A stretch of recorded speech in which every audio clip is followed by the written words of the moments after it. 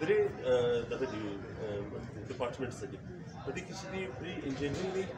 پری میډیکل دی او پری آی سی ایس دی. آی سی ایس مینس انټروډکشن اف کمپیوټر ساینسز او په دې کې چې دي یو بل پورشن هم شته چې باقاعده یو کلاس دی د هغه چې دی آی کوم ورته ویل کېږي انټروډکشن اف کامرس. په دې کې چې دی اکاونټس په حواله باندې اکاونټس په جنرالز په حواله باندې دی او ورسره چې دی د بانکو بسلو چیرې چې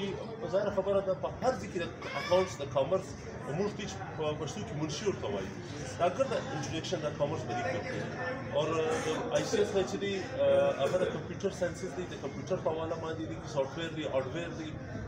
د دې په حواله باندې چې مجلس کېږي او انجینرینګ په حواله باندې چې سیول انجینرینګ شو میکانیکل انجینرینګ شو الکتریکل انجینرینګ شو په دې حواله مجلس دی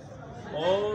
دې سره سره میډیکل دی هغه بی بی ایس یعنی په دې کې بیا دوه درې پورشنه هم دي یو چې دی انساني ډاکټران دي یو ویټرنري ډاکټر دي.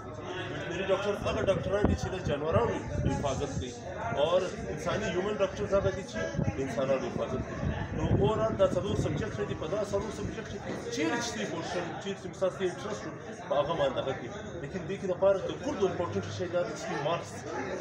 هغه چې زیات سے زیات مارکس واخلي زیات سے زیات بیا ته ښه ایډمیشن ملایي شي. نو ستې باندې خپل انټرست دی